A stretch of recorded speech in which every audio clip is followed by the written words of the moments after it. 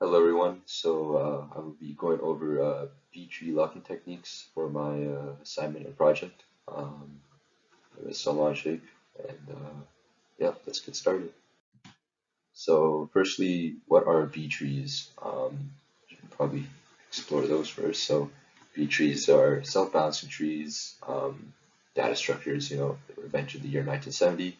Um, quite quite famous in computer science, but they're also quite pretty famous in the database for databases, usually because of their performance benefits. Like a lot of the operations that are implemented inside of B tree usually have a complexity of log n, like insert, search, delete, etc. Um, in this case, for B trees, the leaf nodes are the only nodes that actually contain data. The upper nodes do not contain any data. They really just only serve one purpose, and that purpose is to guide the search algorithms to the correct leaf node to where the data is stored. Um, this isn't for every B tree, but in case for database management systems, that's how B trees are implemented.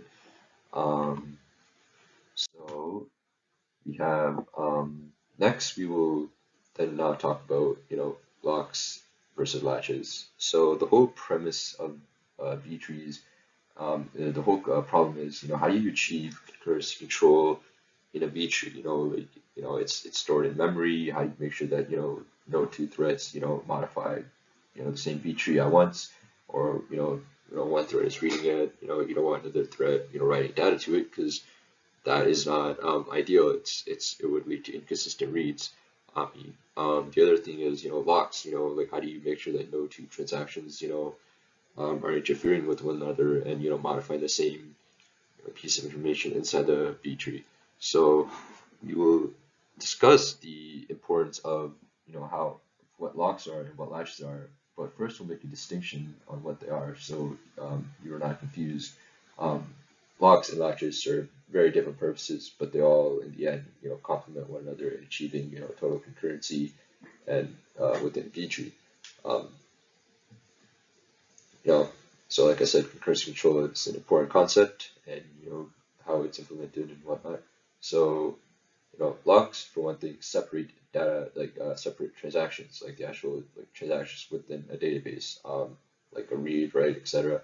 And they use locks such as shared locks, exclusive locks, etc.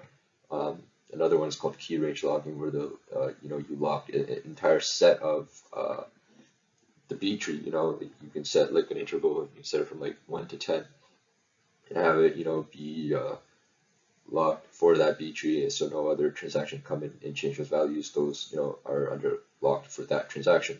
The other thing about locks is they can actually detect deadlock. So if they detect that there's deadlock going on, they can work to resolve that. Um, so um, that's an important feature. And then next we have latches, which are different or better known as mutex locks, and these separate threads. The key distinction: locks separate transactions, latches separate threads. So, in a multi-core server or CPU or any modern day computer, you have multiple threads running, and accessing memory, at the same time, but you want to make sure that they do not access the same memory data structure at once, like the B tree. This can lead to race conditions and inconsistent reads and whatnot. Also, it can also lead to deadlock. So latches, when the code is implemented, for the critical sections of mutex locks, it needs to be actually implemented carefully by the developer. It's really up to the developer to make sure that they code it properly to avoid deadlock. This is the best solution because unrolling what a thread has done is quite resource intensive and is just not ideal. You just best approach is to just have the threads avoid deadlock because they cannot detect it. So it's really up to the programmer how he does things. So yeah, that's locks versus latches, and these will play a very important role when we discuss concurrency control. So moving on, now we have so now we're going to first focus on latches and how they achieve concurrency control. How we can achieve concurrency control with latches. So like I said, latches, you can in basic simple terms, you just have two threads, and latches just control or two or more threads, just control which thread has access, you know, to memory at the same time. You know, you latch off an area, this thread can only access this area, it can write to this, it can write, or it can read this, you know, and it allows like, you know, sequential access in a way. You know, you can use this specific latches called read-write latches. So, you know, a certain latch for a thread only allows it to read memory.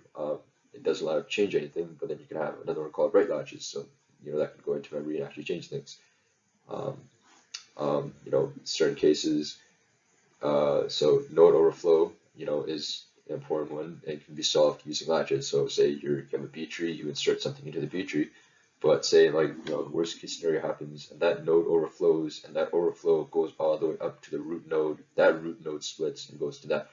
If that happens and there's like, you know, another transaction or thread, you know, modifying something or you know, changing something inside the tree, this can lead to deadlock because, you know, now you're accessing parts of memory that you shouldn't be. So the best approach is with the least drawbacks is to, you know, protect the initial search using, you know, like using a latch, and when it encounters a node that needs to be split, use an exclusive latch, so only that thread can access that node and change it, and or the thread can't. And once that is acquired, it performs a split, and, you know, it keeps going, and then, you know, this way, you know, the best approach is, you know, you can just keep continuing on the traversal from there. Um, so you don't have to restart the traversal. You can keep going. So next is B tree balancing. You know, how is the B tree balanced? So like any tree, the B tree is needs to be balanced after amount of time. After you insert, things might get unbalanced. So, you know, usually an async process separate, you know, running completely separate to the actual database program or software, you know, will come in and usually rebalance the tree. But this can only be done with latches because, again, you can't have, you know, a rebalance procedure taking place while another thread is, you know, accessing, you know, parts of the tree and inserting something. It's gonna be, you know, can't have that. That would lead to a race condition or just deadlock too, right? So usually what a latch will do is it'll just latch and it'll cut off the B tree's data structure, so no other, you know, thread can come in there and, you know, and organize it, so, or change it. So the async protocol defined, you know, by the developers, you know, this will usually run after transactions commit or run intermittently. Whatever this protocol, you know, run, it'll get a latch and it'll, you know, make sure that nothing else can access that B tree. That thread running with that latch and that async process running on it will then, you know, organize a B tree and rebalance the nodes. And then once it's done, it'll release the latch and allow, you know, other processes to continue. So now we will talk about concurrency within the B tree. So now we're talking more about locks. Now, you know, we're done with threads or latches. Now we're talking about locks. So locks help achieve concurrency within database transactions. So, you know, no two transactions, you know, like a shared lock or read like write lock will just make sure that, you know, they're not changing the same piece of data at the same time. In serializable schedules, you know, like read locks are usually held until a transaction has been committed. Write locks as well. You know, this ensures, you know, proper rollback and can be performed in like a crash. You know, this ensures proper rollback.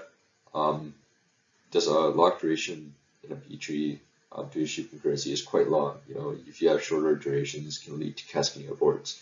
Another type of locking that I mentioned before is key range locking. So you lock a range of values within the B tree that need to be changed by that, you know, transaction. Key range locking we'll get look into it much more in depth. There's, you know, different types of key range lockings and different things you can do to it.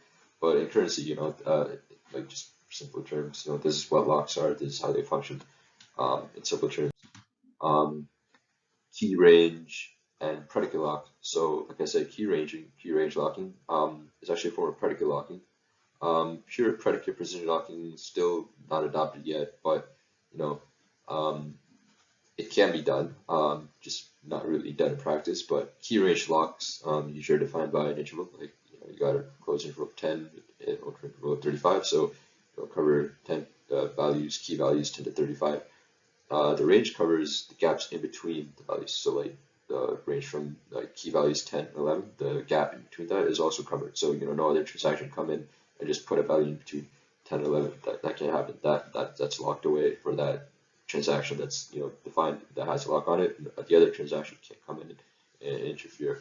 Um, Deletion is more complicated since um, a lock must be acquired on the new and old key. So you have to make sure that you have a lock on the new and old key so that that they aren't changed. Um, and the lock manager is the data structure separate to the database management system data structure. Like B-tree it's completely different. It could be like a hash table or whatnot. The lock manager, and it just manages the locks, which transaction has a lock, where's the lock located, etc., etc. So this is where latches come into play again. So you have a latch, it comes in and it protects, the lock manager data structure in memory to make sure that, another thread doesn't come in and just change the lock manager's configuration, because if it does that, then that screws over the transaction, because now the transaction doesn't have the lock anymore, and it could cause a crash, or it would cause that transaction to abort because now it does have the lock. So to prevent that, you have a latch, and it cuts off any other thread from accessing this. However, you do need to make sure that this data structure, the lock manager, isn't just cut off for too long, because other transactions do need to access it. So the law, you want it to be short. So to do this, you first verify that you can actually obtain a lock. You don't want to have like a sequence of like a queue of like of latches that are that it latches off the lock manager but hasn't obtained that lock yet, and it's just a queue of it. This can lead to starvation, especially for read locks, and when a write lock needs to get it. So this needs to be taken into consideration. Uh, Next, moving on, we will now cover the topic of ghost records and how like a deletion is handled inside B-tree. So the delete operation doesn't actually delete the record inside the B-tree. It really just marks a bit value inside the record, causing it saying that it's now a ghost record, and it'll just set that deleted value to true. Um, and usually an async operation after the transaction is committed will come in and actually then permanently deallocate the space, then it's considered deleted. But if it in between that, say another insert operation updates that ghost record, or say insert something where the ghost record was, since the record still is there but marked as ghost, they'll just update it, just come in, update that record, replace it with a new one. And in that case, nothing would be deleted because now there's a new record there. Um, case One thing with ghost records is, say if you insert a ghost record or mark a value inside an interval, like a key range lock interval, um, and if one of the locks, the key values within the lock gets marked a ghost record, it would then the key range lock would then get split into two key range locks. So if you had from like 10 to 15, like 11 got changed to the ghost record, then you have a key range lock interval from 10 to 11, and from 11 to 15.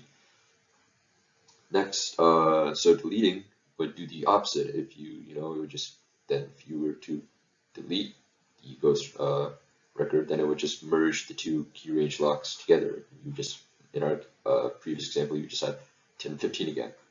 Um, or yeah. Next, we will look at hierarchy locks and multi-granularity. So hierarchy locks are just like key range locks, but like I said, you can do a lot with key range locks. And what you can do is you can choose parent node. You put a hierarchy. Since it's hierarchical, you have a parent node, and what will happen is that parent node will, if you put a lock on it, the children inside of that parent node will also get a lock applied to them. And with multi-granularity, you can change that level, so you can put on like a page level, or like like how deep do you want the lock to go. This is nice because you can get some pretty good precision, and you're not locking things that you don't need to be locking, and preventing other transactions and blowing them up. So you know, however, because of this, multiple invocations to the lock manager are made. So a latch again will then be needed for that thread, and it'll be accessing and making quite a few changes to that lock manager. So, um, yeah, but the benefits outweigh the cons in my opinion, because you can really adjust. You have a lot more control with the hierarchy and multi-granularity locks in P trees. Um,